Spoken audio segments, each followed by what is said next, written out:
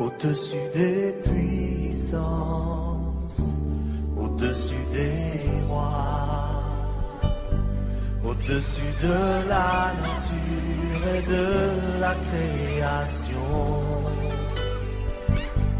au-dessus de tout. Shalom bien-aimés, que la paix soit avec vous. Merci encore d'honorer ce rendez-vous. Le thème d'aujourd'hui, la violence conjugale. Et pour en débattre, je suis avec mes invités, maman Isabelle Moanlélé, qui n'est plus à présenter, et maman Pomme Marie. Et nous avons une invitée particulière aujourd'hui, une invitée spéciale, maman Émérance Edoumou, qui nous arrive de l'église, l'Alliance chrétienne et missionnaire du Gabon, église locale de Nzegayom. Bienvenue à toi, maman. La violence conjugale n'est plus un sujet tabou. Autrefois, la violence se manifestait au sein du foyer, entre monsieur, madame, les enfants, les parents. Mais de nos jours, la violence devient un phénomène mondial. Comme on peut le constater, ce qui touche la cellule familiale déstabilise la société. N'est-ce pas, maman Isabelle? Oui, effectivement, comme nous l'avons dit la semaine dernière, lorsque nous avons parlé de la démission parentale, nous avons souligné que la famille, c'est vraiment la cellule qui va former la société, qui va former toute une nation. Et cette cellule familiale n'est pas un ring de boxe. Si c'est déjà un ring, ça veut dire que cette cellule est appelée à disparaître. Donc, nous allons déplorer ce que nous remarquons comme violence conjugale. Maman Isabelle, je vais revenir vers vous. Parce que quand on parle de violence, généralement, c'est l'homme qui est pointé du doigt. Mais parfois, c'est la femme qui en est l'origine. Hein, maman Pomme? Parfois, c'est la femme qui porte le pantalon et puis qui active la violence au sein du foyer. Ce n'est pas forcément le monsieur. Non, ce n'est pas forcément le monsieur, mais dans la majorité des cas, ce sont des femmes qui subissent des violences dans les foyers. Mais il arrive des cas où, également, il y a des femmes qui peuvent porter des pantalons et... Soulever le monsieur au dos. Ben oui, mais soulever le monsieur au dos, mais pourquoi le monsieur se laisse soulever? Des agressions vis-à-vis de leur mari, être agressifs vis-à-vis de leur mari. Mais dans la majorité des cas, je peux même dire les 90%, ce sont des femmes qui subissent des violences. Mais on peut quand même déplorer les 10%. Oui, 10% des hommes qui subissent également. Mais parce que je peux donner même les causes. Parce que déjà la femme, sur le plan physique, est faible. Et également sur le plan financier. Économiquement, elle est faible. Donc l'homme peut se prévaloir de ses causes pour pouvoir violenter sa partenaire, son conjoint. Je voudrais un peu définir ce que c'est que la violence. Parce que, on devait commencer par là. Ouais. C'est l'utilisation de la force ou du pouvoir physique ou moral pour contraindre l'autre conjoint à réaliser un acte déterminé. Donc, on use de la force, on use de son pouvoir, on use de son autorité. Donc, la violence suscite un pouvoir de contrôle et de domination. Donc, l'un des conjoints veut dominer sur l'autre. Mais lorsqu'on regarde à ce que le Créateur a prévu par rapport au foyer, par rapport à la famille, c'est une relation entre Christ et l'Église. Donc, au sein de ce foyer, nous devons manifester de l'amour. Aimer son prochain comme soi-même. Donc, on ne devait pas y avoir... Oui, mais Madame Pomme, ça c'est l'image de l'Église. Mais quand on est dans un foyer, on voit monsieur, madame, on ne va pas dire tout de suite c'est l'Église. Le problème, c'est que lorsque l'homme, c'est l'homme qui voit d'abord la femme, et il est attiré. Mais il n'a pas vu Dieu. Il est attiré. Il dit qu'il aime la femme. On ne peut pas parler d'aimer quelqu'un et présenter des violences, des agressions. On ne peut pas agresser la personne qu'on aime. C'est comme, par exemple, prendre le couteau et se blesser soi-même. Parce qu'à un moment donné, la parole de Dieu dit que vous êtes une seule personne. Mais est-ce que c'est pas par ignorance, maman Edoumo? Est-ce que ce n'est pas parce que l'homme, comme on avait dit la dernière fois, l'homme ignore d'abord qui il est? Dans le foyer, je crois que les responsabilités sont partagées. L'homme violente, oui. Mais est-ce que c'est pas parce qu'il ne sait pas que aimer, c'est aussi lui-même qu'il doit d'abord aimer? Aimer l'autre, c'est d'abord s'aimer soi-même. Mais la Bible dit que l'homme doit aimer la femme, hein, comme son propre corps. Oui. Donc, s'il use de violence sur la femme, ça veut dire qu'il ne s'aime pas aussi lui-même. Mais justement. Il ne s'aime pas aussi lui-même. Il n'a pas pitié de son propre corps. Il n'a pas de l'amour de son propre corps. Et c'est ce qui se manifeste sur la femme. Parce que l'une des choses, sa mère, il ne peut plus... Sa mère a fini avec lui en fait. Sa mère l'a élevé et depuis qu'il s'est marié, sa mère l'a confié à une femme. Et la mère compte sur cette femme pour prendre soin de cet homme. Mais maintenant, si l'homme menace la femme, ça veut dire qu'il n'aime pas. Il ne s'aime pas lui-même. S'il bastonne cette femme qui est là pour prendre soin de lui comme aide, parce que la Bible dit encore que la femme, c'est l'aide même de l'homme. C'est son secours. Dans les moments difficiles, il faut qu'il retrouve ce secours.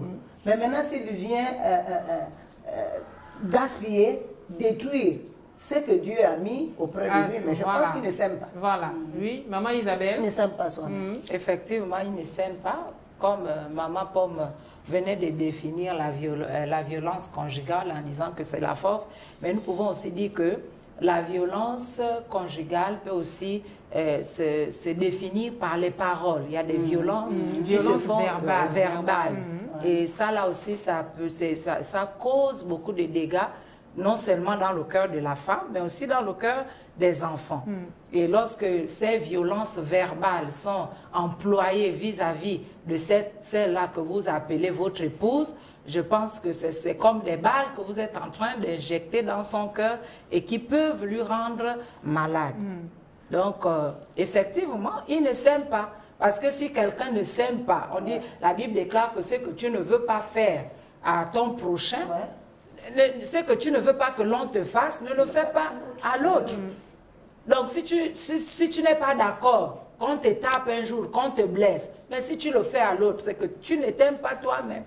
Tu es en train de détruire toi-même. Tu te détruis toi-même sans le savoir. Parmi les raisons qui sont souvent données, hein, je ne sais pas de part et d'autre, on dit souvent les hommes se mettent en colère, deviennent de plus en plus violents parce que madame, le repas n'est pas prêt, le repas du jour comme le repas du soir, elle n'obéit pas aux ordres du monsieur, elle ne lui parle pas avec respect, avec considération.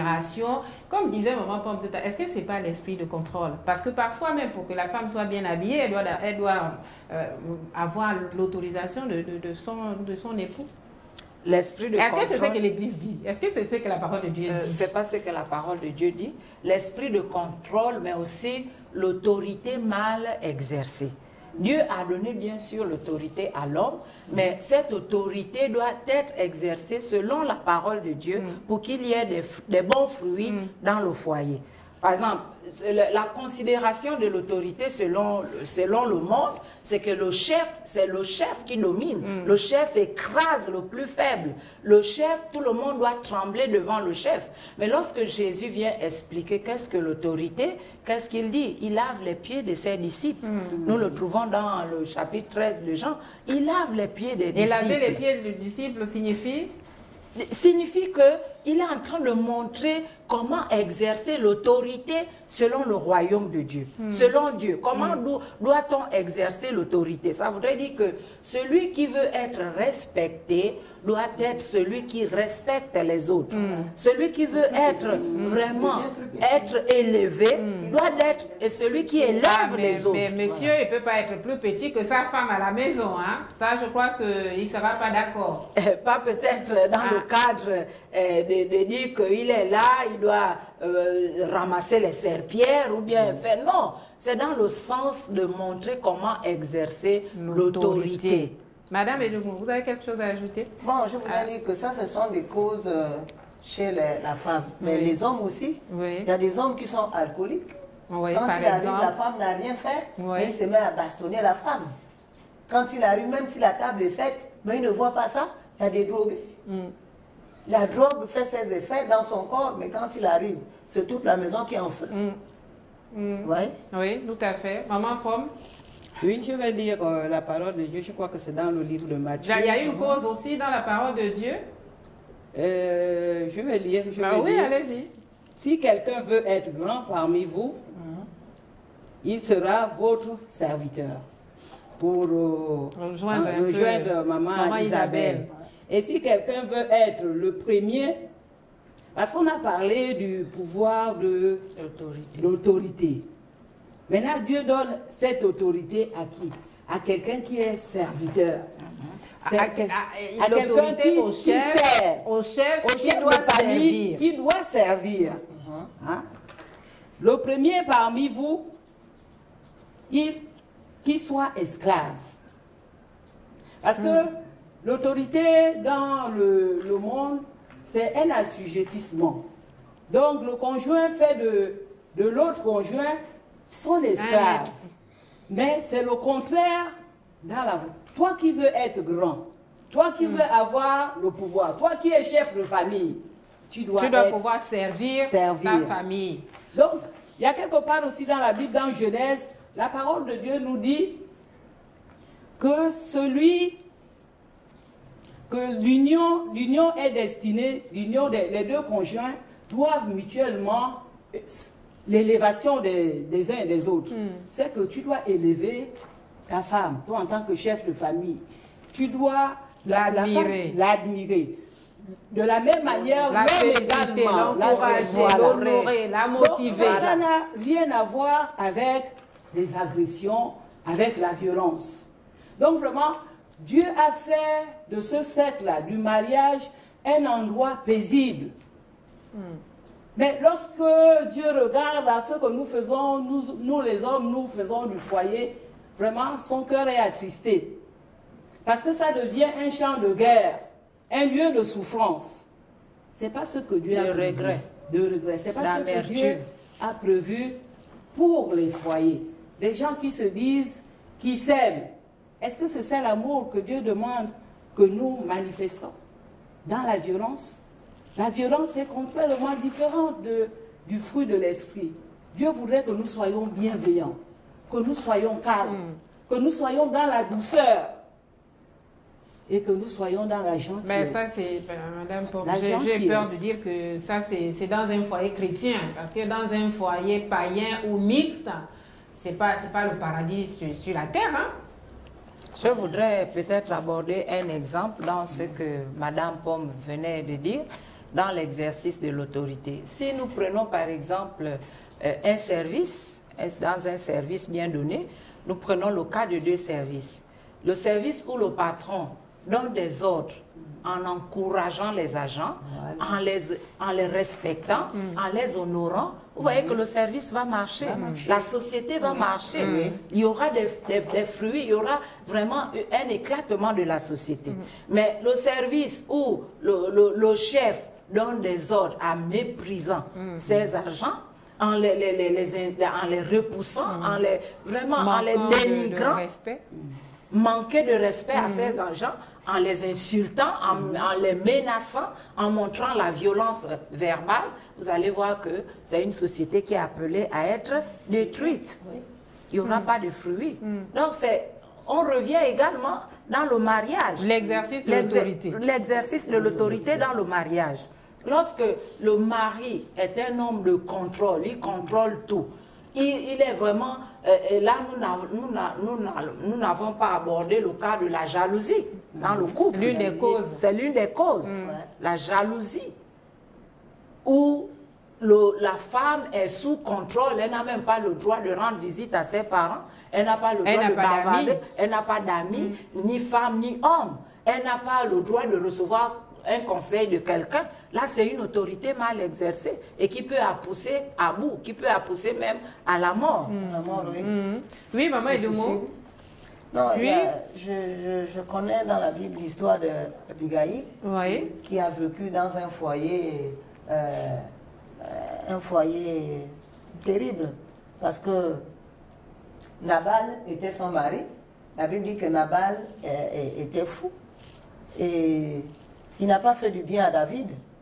David a envoyé ses serviteurs pour venir, pour aller chercher du pain. Mais Nabal, qui est fou, je vais dire ce qu'Abigail dit, que mon Seigneur ne prenne pas garde de ce méchant homme, à Nabal, car il est comme son nom. Nabal est son nom. Il y a chez lui de la folie. Et moi, ta servante, je n'ai pas vu les gens que mon Seigneur a envoyés. En fait, Nabal avait refusé de faire du bien à David. Et Abigail, qui a subi dans la maison de Nabal, qui savait que Nabal était fou, qui a vécu cette maltraitance, a décidé humblement d'agir, de couvrir la faute de Nabal, et elle allait plaider la cause de sa famille. Donc, elle a mené des biens, et David, qui devait détruire cette famille, a accordé le pardon à cette famille. Et vous voyez que par la suite, Nabal finit par mourir. Il est mort, et Abigail devient la femme même du roi. Abigail est devenue la femme du roi David. Donc, Dieu fait, quand les femmes aussi, je voudrais souligner ça, les femmes qui ont supporté la maltraitance dans les foyers, Dieu se souvient aussi d'elles. C'est bon d'agir du bon côté, hein, quelquefois de prier pour les époux, prier pour ces hommes qui maltraitent leurs épouses, prier pour ces femmes, prier pour les hommes comme les femmes, parce qu'il y a aussi des femmes aussi qui maltraitent les hommes. Bien sûr, on l'a dit au début d'émission. Voilà, mais Dieu fait grâce. Dieu fait grâce. Est-ce que cette violence n'est pas le fruit, moi je veux revenir aux causes, hein. Est-ce que c'est pas le fruit d'une éducation ratée, manquée, chaotique? Parce que les hommes, certains sont peut-être en train de reproduire ce qu'ils ont vécu dans leur enfance. Est-ce que ce n'est pas parce que le jeune a été maltraité qu'il va reproduire cette violence quand il sera en couple? Oui, ou bien c'est pas parce que justement il a vu comment son père bastonnait? Voilà, c'est ce que j'aimerais faire comprendre. Est-ce qu'il n'est pas en train de reproduire ce qu'il avait déjà vécu par le passé? C'est une possibilité. Il peut reproduire ce qu'il a vécu dans la famille, dans le foyer, entre son parent et sa maman. C'est pour cela... Maman Isabelle est revenue sur la démission parentale. Parce que lorsque nous nous sommes aimés, nous étions à deux. Mais Dieu nous a récompensés en nous donnant les enfants. Les enfants, c'est une bénédiction de Dieu. Donc, ils ne doivent pas vivre les méfaits de la violence. Ils doivent pas... C'est vrai qu'ils sont là, ils regardent, mais il y a des répercussions dans leur vie. Parce que vous allez trouver, par exemple, des jeunes filles qui ont vécu dans un foyer où vraiment c'était les agressions tout le temps, les bagarres, mais elles vont te prendre la décision de ne pas se marier. Parce qu'elles, dans leur tête, elles sont de ne pas se marier, même de ne pas se stabiliser. Elles vont développer la vie de passer à gauche, à droite. Par exemple, si c'est des jeunes garçons, bon, c'est comme une notion qui se transmet. Et eux aussi, ils vont frapper leurs femmes. Parce que ça fait aussi référence à la femme battue. Les femmes refusent de se marier. Voilà. Oui, justement, parce que la maman a subi dans un foyer, donc la jeune fille se dit, ah non, moi je n'aimerais pas vivre. Voilà. Les enfants sont à terre. Et il y a des graves conséquences, des conséquences sont très graves. Donc nous devons, nous, en tant que parents, faire attention. Maman Isabelle, dans les églises, quand vous recevez des femmes battues ou bien des hommes violentés, bon, si les hommes ont le courage de se reconnaître un peu dans ces situations, quand vous les recevez, quel est le conseil que vous donnez souvent à cette catégorie de personnes? Bon, ce qu'il faut d'abord faire remarquer ici, c'est que la plupart des temps, les femmes n'avouent pas, ne parlent pas. Ce sont des choses qui sont parfois honteuses à dire, que voilà, mon mari me bat, mon mari me violente. Mais ce que je voudrais encourager, c'est d'en parler. Parce que ce qui est vraiment caché, vous pouvez subir vraiment des conséquences regrettables. Tout à fait. Voilà, donc la plupart des femmes n'en parlent pas. Mais lorsque dans l'église nous recevons de tels cas, il faut d'abord voir quelle est la hauteur de cette violence. Parce qu'il y a des violences verbales qui peuvent entraîner à la mort. Bien sûr. Voilà, la mort de l'un des conjoints ou même de toute la famille. Oui. Il y a d'autres qui prennent la décision parfois, moi je veux me suicider, en tout cas je te tue aussi et je tue les enfants pour qu'on en finisse. Personne ne reste. Voilà, personne ne reste pour que nous tous sommes pères. Ou bien tu es sorti avec l'un de mes amis, en tout cas je veux tout faire. Le crime passionnel. Voilà, pour détruire ta vie. À ces niveaux-là, nous conseillons vraiment aux femmes d'abord de se retirer. Il faudrait se retirer pour ne pas perdre sa vie. Mais les femmes, s'ils se retirent, maman Isabelle, j'ai peur de dire que dans l'église, quand même, on n'autorise pas à une femme de quitter son mari. C'est interdit, normalement. Oui, le divorce qui est biblique, c'est à la suite d'une infidélité. Mais lorsque le mariage est devenu, donc comme disait ma sœur Paul tout à l'heure, que le mariage, un champ de guerre, c'est un champ de bataille. Dieu a prévu que le mariage soit un jardin d'Éden, un jardin d'amour. Ah, j'ai bien entendu ça, les femmes, un jardin d'Éden, un jardin un de paradis joie, sur terre, un paradis sur terre, où tout le monde est vraiment content. Un nouveau dictionnaire. Où tout le monde est content. C'est ça le mariage. Papa, maman, selon enfant. Dieu, tout le monde est vraiment heureux. Oui. Et vous voyez, c'est la joie. C'est la joie. Et lorsque un foyer est comme ça, tous les enfants qui glorifie le nom sortiront, du Seigneur. voilà, tous les enfants qui sortiront de ce foyer vont former aussi des foyers heureux. Parce qu'ils sont en train d'être éduqués par la pratique. Ce n'est pas le dictionnaire qui les éduque, mais ils voient comment papa traite maman, ils voient comment maman traite papa. Et ce serait une éducation, non pas selon le dictionnaire, comment le dictionnaire définit le mariage, mais ils vont voir la définition pratique du mariage au quotidien. Alors, lorsque nous allons maintenant exposer cette femme et ses enfants à la violence, donc à la mort, donc l'Église n'est pas là pour tuer, il faut protéger. L'Église est là également pour aider à la protection. L'Église ne va pas détruire ce foyer, mais l'Église va aider à protéger la femme et à protéger également les enfants. Maman Edoumou, en tant que servante aussi du Seigneur, quel est votre système, le système qui a été mis en place pour venir en aide à ce genre de femmes? Quand elles se présentent à vous? Bon, souvent c'est difficile, hein? Surtout quand ils ont fait des enfants. Parce que la femme, ce qu'elle dit, ce qui le retient souvent, c'est les enfants. Et à des moments, nous avons fermé le derrière.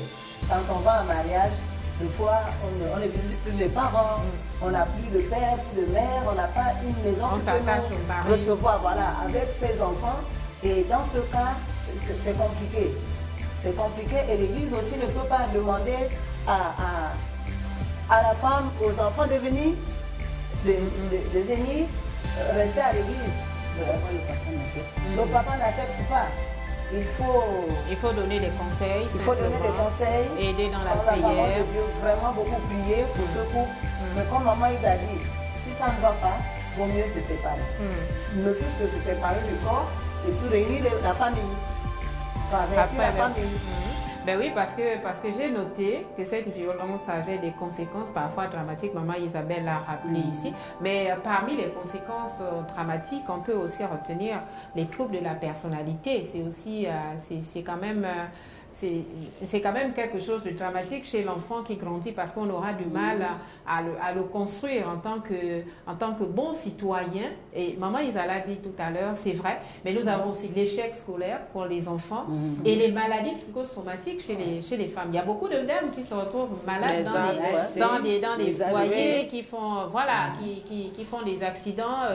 Qui meurt subitement. Est-ce que la femme en elle-même, est-ce qu'elle n'a pas il n'y a pas cette prise de conscience qui peut l'aider à sortir de là, Madame Pomme? Je voudrais dire que le huis clos... Il faut peut-être lancer un appel ici. Le huis clos familial, parce que c'est un milieu familial, domestique, est souvent l'objet d'un haut lieu de violence. Parce que quelquefois, les femmes, elles se culpabilisent. Donc, elles n'arrivent pas à s'ouvrir. Comme maman Isabelle le disait, il faudrait qu'elle parle. Il faudrait qu'elle parle, qu'elle se rapproche de quelqu'un. Mais il y a des moments, elles se culpabilisent. Elles se disent peut-être que c'est à cause d'elles-mêmes. D'autres se disent que, par exemple, les enfants, je suis obligée de rester, je ne parle pas. D'autres se disent que qu'est-ce que les voisins vont dire si vraiment je vais m'ouvrir. Mais il faudrait que la femme apprenne à s'ouvrir, à se confier. C'est vrai que la Bible dit que les choses du foyer, quelquefois, il ne faut pas... même pas la Bible, il y a aussi la tradition. La tradition veut que les choses de la femme restent à un moment donné, tu fais la part des choses. Tu ne vas pas te rendre malade, tu ne vas pas mourir parce que à tout prix, tu veux rester là, dans un foyer. Comme je disais que la parole de Dieu nous dit que le mariage, le foyer, c'est un avant-goût du ciel. Hein? Mais là où c'est maintenant un lieu de souffrance, non, il faut se poser la question. C'est un avant-goût de l'enfer, peut-être. Donc, c'est vraiment un lieu où vraiment on doit s'épanouir, on doit manifester de l'amour. Mais quand c'est pas ça, quand on voit, on sait que c'est pas ça. Tu ne vas pas me dire que toi-même, tu ne ressens pas la douleur. Quand tu as, par exemple, des paroles agressives, par exemple, le mari, quand il rentre, il t'insulte, il insulte ta famille, il insulte, tu prépares, il prend la nourriture. Tu es stressé quand il rentre. Ah oui, le chef, parfois, quand il rentre, te mettre en toute la sécurité. maison est stressée. On a intérêt à nous mettre en sécurité. De peur que peut-être la marmite chaude, un jour soit renversée, et tu sois brûlé au deuxième degré, et c'est la mort. Donc les femmes doivent se mettre en sécurité, elles doivent parler. Elles doivent parler, elles doivent se confier. Se confier. Elles doivent rendre visite quand même aux parents quand on est en mariage. Ce n'est pas interdit, c'est même conseillé. Avoir des amis, entretenir des relations. Les maris qui ne permettent pas à leurs femmes de rendre visite aux parents ou aux amis. Mais ça, j'ai peur de dire que ce n'est pas bien. Mais c'est pas bien. Déjà pour l'épanouissement de la femme. C'est pas bien. Mais il y a des autorités qui sont là, il y a des organismes qui sont là, il y a l'église qui est là. Par exemple, si c'est... Parce que ça, la violence, on la retrouve également dans l'église. Bien parce sûr. que c'est pas tout le monde, c'est pas toutes les personnes qui vont à l'église, qui disent Seigneur, Seigneur, et qui marchent selon la volonté de Dieu. Donc, des fidèles de l'église, on peut trouver des violents là-dedans. Donc, il faut se rapprocher d'un conseiller chrétien compétent pour pouvoir donner des avertissements, prier aussi comme aller disait maman. Peut-être des séances de prise de parole, quelque chose comme ça, des rencontres, ou bien peut-être voir les psychologues, on ne peut pas, c'est interdit, à l'église c'est interdit. Oui, il y a même des associations, il y a des organismes qui sont là pour ça. Oui, mais il y a même la police, hein, l'autorité est là pour ça. Apprendre à dire non, à refuser aussi quand ça ne va pas. Quand ça ne va pas, la femme doit dire non. Tu as aimé quelqu'un, maintenant c'est la guerre, maintenant c'est les blessures. Aimer, c'est pas la guerre, maman Isabelle. Même à l'église, c'est pas parce qu'un jour on a scellé devant Dieu, devant les hommes, que la pauvre dame, elle va se laisser mourir à petit feu. C'est pas la guerre, c'est un sujet vraiment très important que nous sommes en train d'aborder. Et je pense que pendant que nous sommes en train d'en parler, il y a plusieurs dans leur maison qui sont en train de subir des conséquences énormes, mais qui ont décidé de garder le silence et de mourir en silence. Je pense que s'ouvrir, ce serait une bonne chose. S'ouvrir, c'est une bonne chose. Si vous ne pouvez pas vous rapprocher peut-être d'un serviteur de Dieu, mais il y a des associations qui sont placées pour ça. Il y a également des psychologues qui peuvent vous écouter et vous donner des conseils. Donc, vraiment, c'est un sujet important, mais qui est aussi un sujet tabou dans nos sociétés. Tout à fait. Il faut avouer que lorsque une femme part en mariage, c'est une honte pour elle de retourner chez ses parents. Mais on peut échouer. On ne part pas au mariage au prix de sa vie. C'est autorisé quand même. On ne part pas au mariage pour perdre sa vie et en mourir, non. Le mariage, ce n'est pas pour aller mourir, c'est pour vivre le bonheur que Dieu a prévu. Merci, maman Isabelle. Donc, je crois que la question n'a pas été épuisée. Peut-être la prochaine fois, on reviendra sur, sur les solutions. On aurait bien aimé prier ensemble pour... Ah oui, mais on peut toujours vous accorder une minute. On prie ensemble, voilà, vraiment, pour nous allons ces foyers-là, ces familles. Seigneur, ce soir, nous te bénissons pour ce sujet sur la violence conjugale.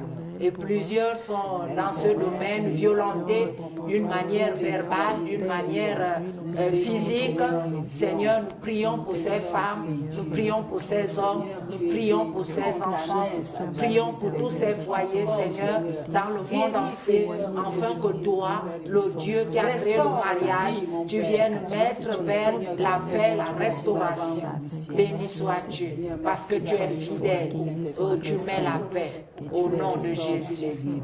Amen. Amen. Voilà, nous sommes donc à la fin de notre émission. Merci de nous avoir regardés. On se retrouve dans une semaine. D'ici là, portons-nous bien.